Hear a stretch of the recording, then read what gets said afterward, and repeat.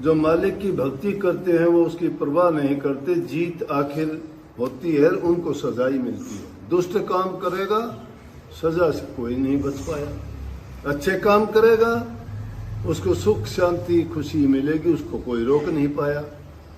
तो इसलिए सुख के रास्ते पे ही चलो ना पहले। तो ये तो संतों के दर्शन की।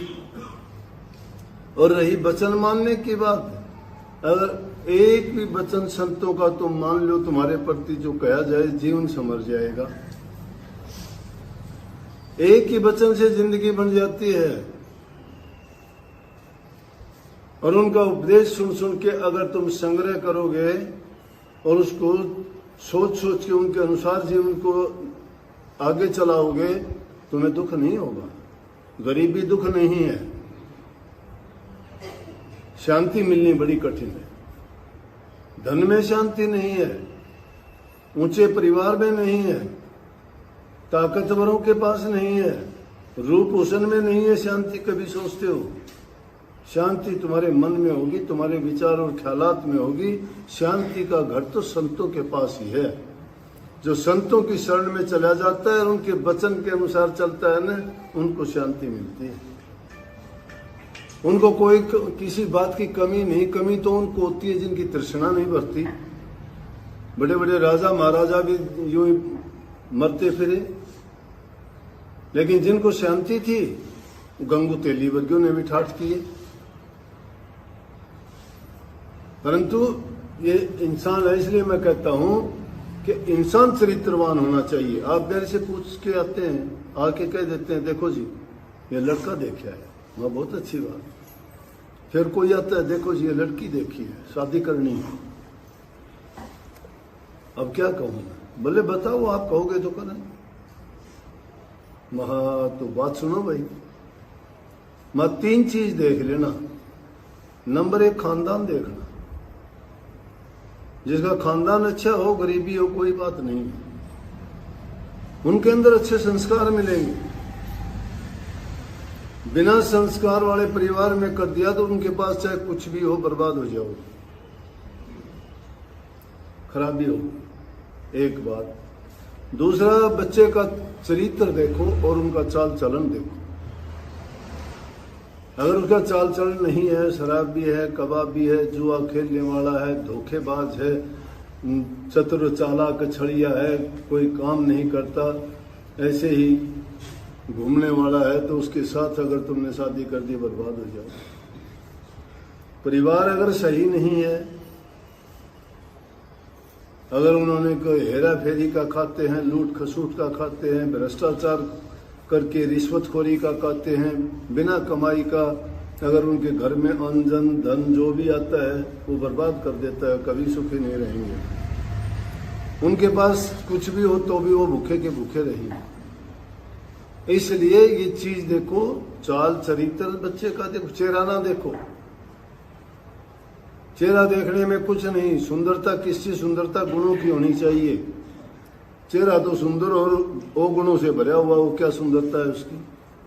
यही बात लड़की के बारे में भी है, दोनों के बारे में है। फोटोओं से उनके चरित्र का चाल चलन का कुछ नहीं पता लगता। फोटो तो वहां किसी बुरे से बुरे का बनवा दो, सुंदर बना देंगे। वो उसमें वो बात थोड़ी आती है कि ये तोतड़ा बोलता है या टांग से लंगड़ा चलता है या अकड़ा के बोलता है या इसको दिखाई कम देता है। कहां से पता लगेगा इन बातों का? नहीं लगता ना। तो फोनों में उनमें देखने से कुछ पता नहीं लगता। जाओ, जांच परख करो, पड़ताल करो, पूछो, अपनी पूरी इंक्वायरी करो। रिश्ता जोड़ना आज के जमाने में आसान नहीं है। आज दौड़ते हैं, कल को जो है बनती नहीं बात। वो जमाने गए जिस जमाने में लड़की की शादी कर देते थे, चाहे लंगड़ा हो, लुल्ला हो, अंधा हो, काना हो, पूरी जिंदगी उसके साथ बिताना स्वीकार करती थी। आज माताओं बहनों को भी पूरा अधिकार है कि वो अपना वर खुद चुन सकती हैं, खुद देख सकती हैं, खुद उसको जांच पड़ताल कर सकती हैं। अगर शुरू में ही ऐसा कर ले तो आदमी बहुत सी जो परेशानियां हैं उनसे बच सकता है। तो ये आम बात है। जब तक इंसान को मानसिक शांति नहीं है तब तक वो कोई अच्छा काम करने की सोच भी नहीं सकता। और जिस इंसान को मानसिक शांति है मानसिक शांति है वो हर काम अच्छे से करेगा।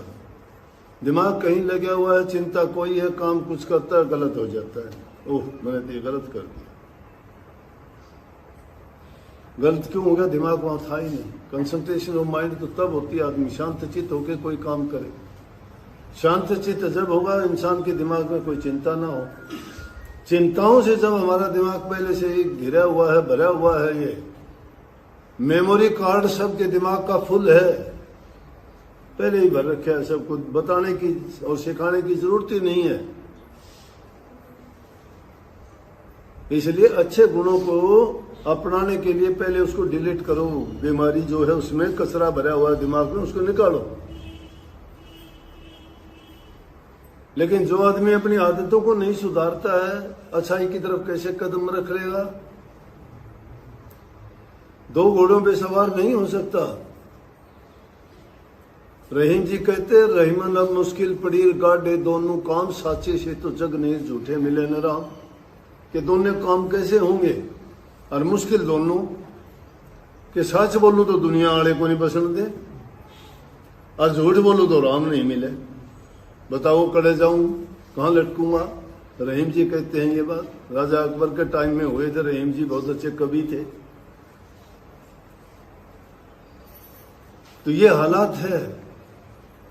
एक और वाणी लिख रखी है, महात्मा ने बोला दुनिया में बाबा नहीं है गुजारा किसी ढब से, किसी तरह का गुजारा नहीं दुनिया में।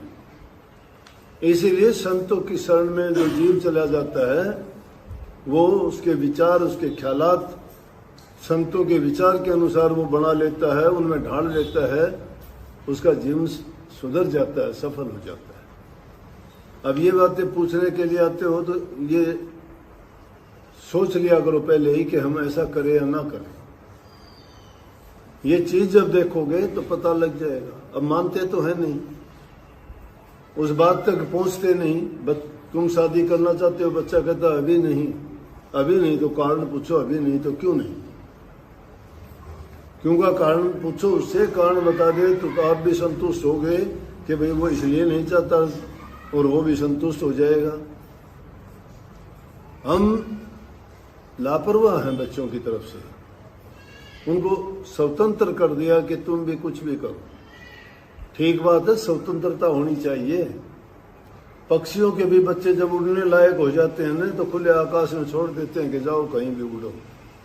जवान होने पे बच्चों को इजाजत तो होनी चाहिए, लेकिन उनको गुणवान बना के, उनको संस्कार दे के, अच्छी शिक्षा दे के छोड़ो।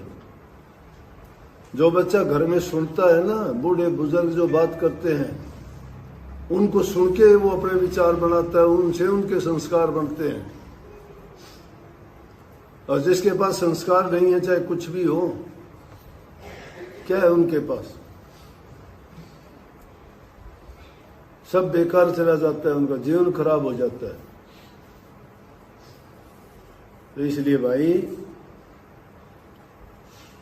ये जरूरी चीजें हैं जो हमें अपनानी चाहिए, उनको मानना चाहिए।